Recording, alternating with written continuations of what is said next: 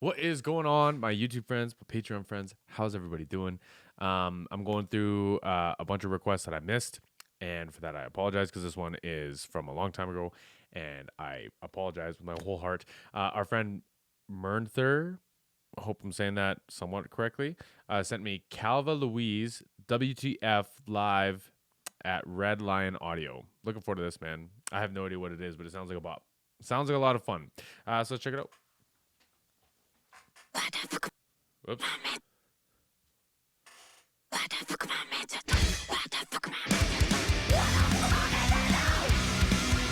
Whoa, whoa, whoa, whoa, whoa, whoa, whoa, whoa, whoa. I was not expecting this, and my speakers are upsettedly quiet. Is that a word? Disrespectfully too quiet for what we're about to witness. Let's go.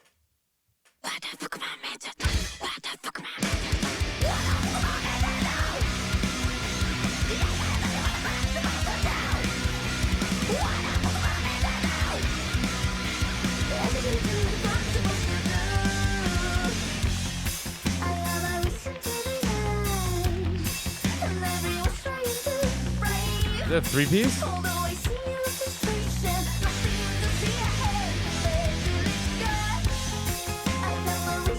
Oh, dog. Oh, dog. Really? Really? Okay. I'm already like in shock and don't really know where to start. Drums sound fantastic. Guitars sound insane. Bass sounds fantastic. I could use a little bit more vocal, but I'm not upset at it. We'll see where my brain goes for that.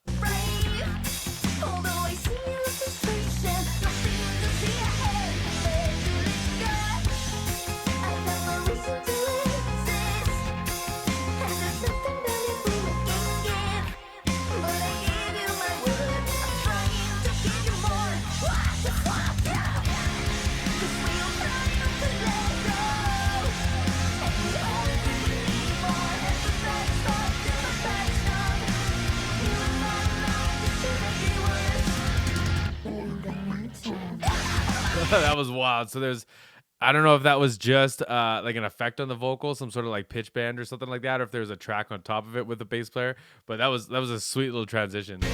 Oh man, I always mess up this band's name, but it's like Biffy Clyro or whatever we've been reacting to lately. He's wearing the shirt. Sweet.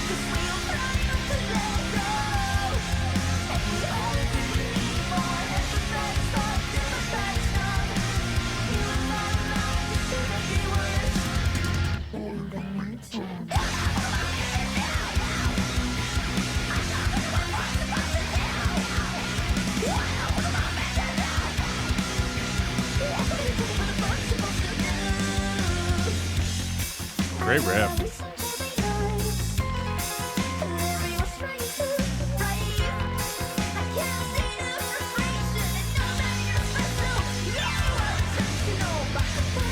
That guitar tone is nasty, man. It's gotta be at least 2 amps. It feels stereo as heck. And you can achieve stereo guitars with 2 mics, but I think this is 2 amps. I think this is 2 like completely different chains that just complement each other so well that it makes it this big like wall of sound. Like punches you in the teeth when she starts playing that guitar, right?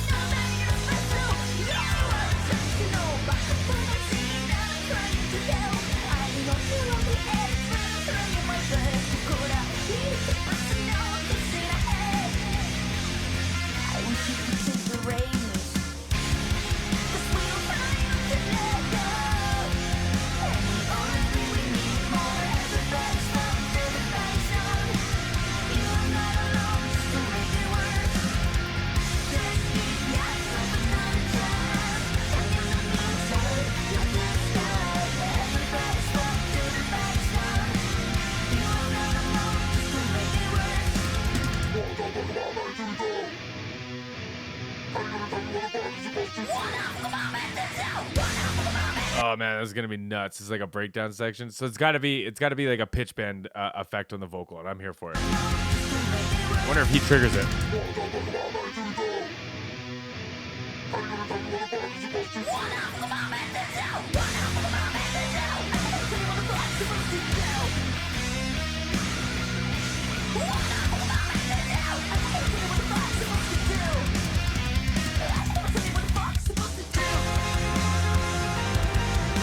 No way.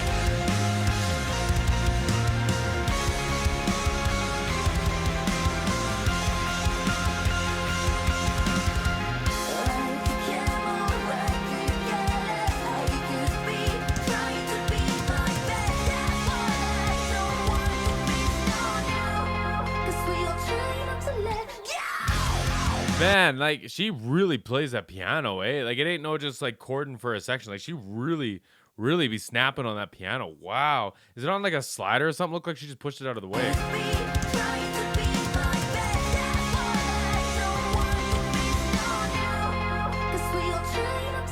Killer.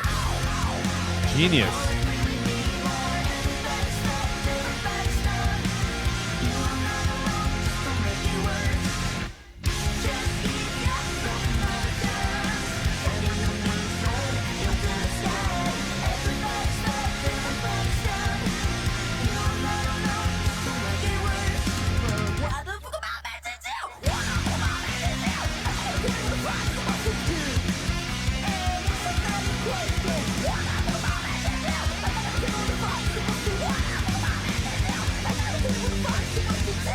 How you sing on top of that riff too? Holy. If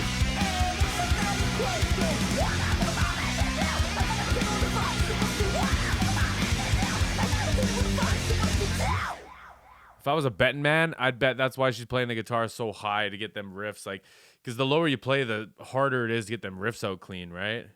That was a hell of a performance. Hell of a performance. I will be that guy, and I will say, I wish there was a little bit more vocal. I'd love to be able to like hear what she was saying more. I'm assuming that it's a bleed problem, just because like it's not that big a room, and she's not separated from the drummer at all. And like so, dude wailing away, that's all gonna be getting picked up in this microphone. Like, sure, she's gonna be the most dominant thing in the microphone, especially when she's right in front of it. She didn't leave it very often either, but like it's inevitable. And then the more you compress a vocal to make it like stand out more, the more that's going to pick up all the rest of the stuff too, right?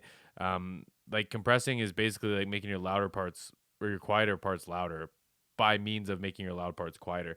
And but to that logic, like a snare drum that's just loud or a cymbal that's just loud, even if it's not the main like source being picked up by the microphone, even if it's quieter than her singing, which depends, it's just going to be brought up by the louder moments of her voice being brought down, right? So yeah, I'm betting that's what happened. I would love to hear her like voice just a little bit clearer, but like this recording, the drums might have been a little sample heavy, but I'm here for it. I love samples. Drummer was like killing it, man. Like dude's a hell of a player. Biffy Clyro, yeah. Wicked band too. Loved the tones, loved the guitar. Like the guitar tone and the riffs were like what really did this for me. And the bass tone was pretty cool too. Bass tone was pretty rock and roll. This was dope, man. This was dope. I apologize that it took me so long to get to this. I wanted to nerd out about something else too. Show me the drums. Show me like a wide shot of the drums. Where's the drums? Here they are. So these are, I think they're Neumann U87s, which is like hilarious for overheads, but like signs of a sweet studio because they're really expensive microphones. 421s on toms is dope for recording. But these overheads are sweet. And he's doing the same, or sorry, whoever the engineer is. Anyways, doing the same kind of setup I do, a little bit higher than I do. I do 40 inches. Typically, you want to do between 40 and 50 inches, but you want them to be equal distances from the snare drum. So you see how the hi-hat side is higher than the ride side? It's because it's closer to the snare drum just naturally, right? So if you measured that distance to this distance, they would probably be the exact same. Just because this microphone's further away left to right, you don't have to have it up as high to make up for that distance change, right? On the hi-hat side, you have to have it higher because it's right above the snare drum. But you like would literally put like a measuring tape or a laser or like a cable or a string or something on the snare drum and measure up to this capsule, measure this capsule, make sure they're the same.